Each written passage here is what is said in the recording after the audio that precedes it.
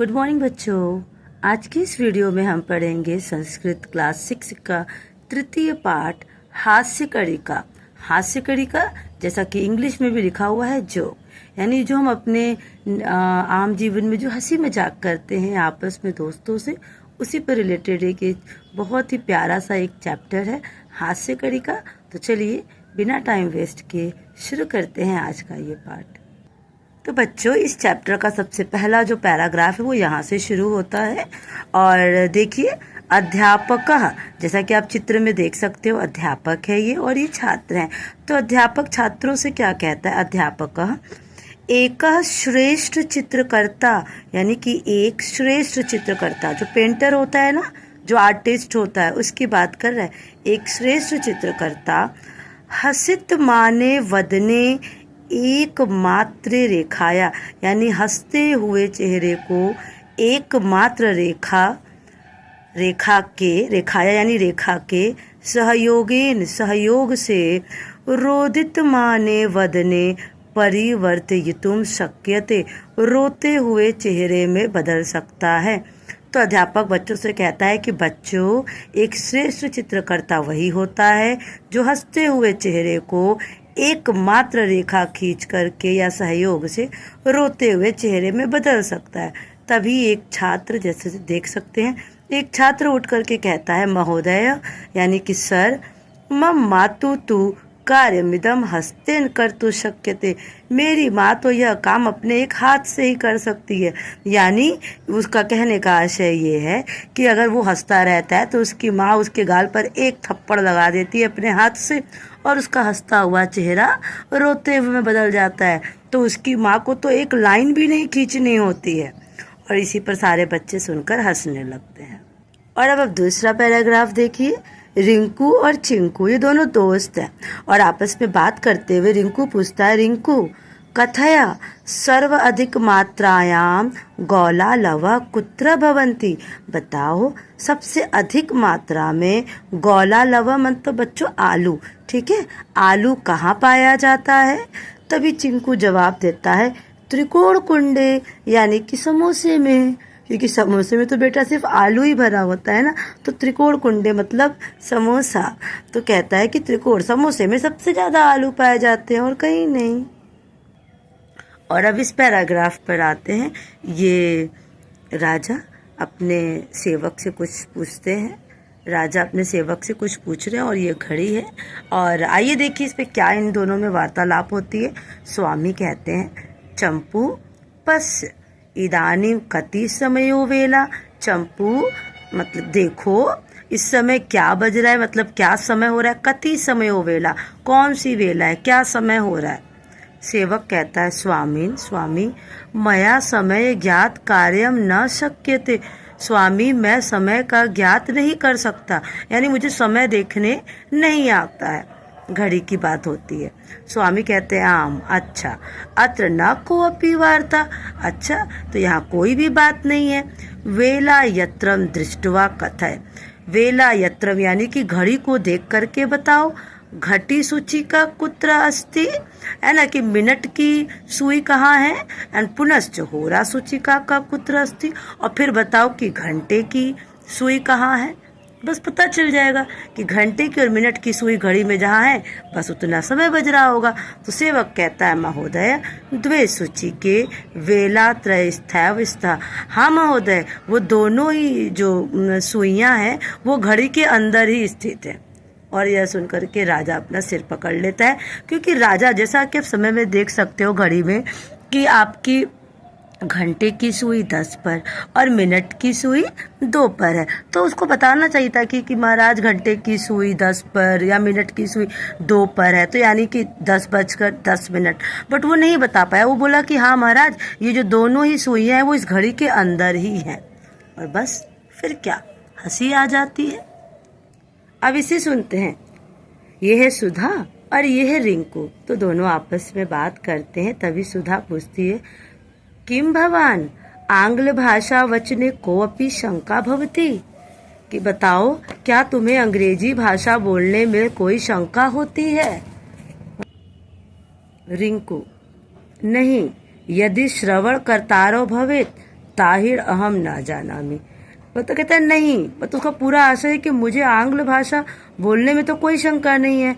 यदि श्रवण कर्तारो भवेत, हाँ अगर सुनने वालों को शंका है, ताहिर अहम न जानामि, तो मैं नहीं जानता। मतलब उसका कहने का आशय भाई मुझे अंग्रेजी भाषा बोलने में तो कोई भी शंका नहीं है, जितना कहोगे मैं उतना बोल लूंगा। लेकिन अगर सुनने वाले को शंका है कि पता नहीं ये अंग्रेजी बोल रहा है या कुछ और बोल रहा है, तो मैं नहीं जानता, मैं तो एकदम फर्राटेदार अंग्रेजी बोल लूंगा। अब आइए इस चित्र में आप देख सकते हैं कैसे खिड़की का शीशा टूटा हुआ है और ये दो मित्र आपस में बहस कर रहे हैं। एक है पिंटू और एक है चिंटू, और पिंटू कहता है आदर्श मिदम। आदर्श मिदम का बच्चों मतलब होता है शीशा। आदर्श मिदम खंडितस्य कारणम त्वमसि। पिंटू कहता है चिंटू से कि इस शीशे के टूटने का कारण, खंडितस्य यानी टूटने का कारण, त्वमसि तुम हो। चिंटू कहता है नहीं, अत्र त्वम कारणम, नहीं इसका तो कारण तुम हो। अहम तू केवल कंदुक प्रेक्षकार्यम कृता, मतलब मैं तो सिर्फ गेंद को फेंकने का कार्य कर रहा था। यदि त्वम कंदुक मार्गात दूरतः न भवेत, यदि तुम गेंद के मार्ग से दूर नहीं हुए होते, ताहिर आदर्श न खंडिता भवती, तो ये शीशा नहीं फूटा होता। तो बच्चों कहने का आशय यहाँ पर चिंटू का ये है कि ये दोनों आपस में गेंद खेल रहे थे। तो मान लो अगर जैसे कि जो पिंटू था वो यहाँ शीशे के पास खड़ा था गेंद को कैच करने के लिए, लेकिन जब उसको लगा कि चिंटू बहुत तेजी से गेंद फेंक रहा है तो वहां से तुरंत हट गया कि कहीं उसको गेंद से चोट ना लग जाए। तो नतीजा क्या हुआ, शीशे को चोट लग गई और शीशा फूट गया। तो वही उसका मित्र कहता है कि अगर तुम गेंद के मार्ग से नहीं दूर हुए होते, नहीं हटते, तो शीशा नहीं ना टूटता। तो माने कि दोस्त टूट जाए वो चले, लेकिन शीशा नहीं टूटना चाहिए। और अब इस चित्र में आपको बिल्कुल साफ साफ समझ में आ रहा होगा कि ये मरीज है और ये डॉक्टर है, और मरीज डॉक्टर के पास आता है अपना कष्ट का निवारण करने, अपने रोग को बताने। और देखिए क्या होता है, रोगी जना यानी वो जो रोगी व्यक्ति है, चिकित्सक अवलंबयम, चिकित्सक के पास डॉक्टर के पास जाता है और कहता है कि अहम रात्रौ स्वपीति काले, स्वपीति काले यानी सोते समय, पर्यमकात अधा पतमामी, कहता है डॉक्टर साहब मैं रात में स्वपीति काले सोते समय पर्यमकात अधपतमामी यानी अपने चौकी से बिस्तर से गिर गया और उसको चोट आ गई थी। तो डॉक्टर क्या कहते हैं, तहिर मम समीपे कथम आगच्छसि, तब तुम मेरे पास क्यों आए हो। मम समीपे मेरे पास कथम आगच्छसि, क्यों आए हो। ताम काष्ठकार समीपम गच्छ येन पर्यकम निर्माणम कृत, तुमको तो बढ़ई के पास जाना चाहिए जो चौकी का निर्माण करता है। और मरीज एकदम हक्का बक्का हो जाता है कि भाई मुझे चोट लगी है तो मैं डॉक्टर के पास ही तो आऊँगा। और डॉक्टर साहब कहते हैं बढ़ई के पास जाओ, क्योंकि तुम तो चौकी से गिरे हो, तो अब तुम बढ़ई के पास जाओ, वही तुम्हारा इलाज करेगा। अब ये देखिए बड़ा ही मज़ेदार है ये भी एक भाग। एकदा राज रक्षका यानी सैनिक, एक बार एक सैनिक चोर मेकम, देख रहे हो ना चोर, तो चोर मेकम न्यायालय नीतवंता, तो न्यायालय लेकर के जा रहा था। जीप वाहने स्थित था, सा चौरा प्रसन्न मुखा आसीत, और जीप में बैठा वो चोर बहुत खुश था। देखो कैसा हंसता हुआ चेहरा है। तभी राजरक्षक परेशान हो जाता है कि ये चोर हंस क्यों रहा है, और पूछता है कथम तुम प्रसन्नोऽसि, तुम इतने खुश क्यों हो। इदानीं समय तू त्वाम चिंताकुल भवित्वम, इस समय तो तुमको चिंताकुल यानी चिंतित होना चाहिए, दुखी होना चाहिए कि भाई तुमने चोरी की, तुम जेल जा रहे हो। तो चोर हंसते हुए कहता है अत्र कारणम इदम यत् जीप वाहने आरूढ़ने मम प्रथमो अवसर वर्तते, अरे मेरे खुश होने का कारण यह है कि जीप में बैठ करके जाने का यह मेरा पहला अवसर है कि मैंने चोरी भी की और मैं जीप में बैठ करके जेल जा रहा हूँ। तो बड़ा खुश होता है कि भाई इसको लोग घसीट वसीट के नहीं ले जा रहे, जीप में बैठा के ले जा रहे हैं। अब ये देखिएगा बड़ा ही मज़ेदार है। ये माँ है और ये बच्चा रोता हुआ अपनी माँ से क्या कहता है, आइए अभी पता चलेगा।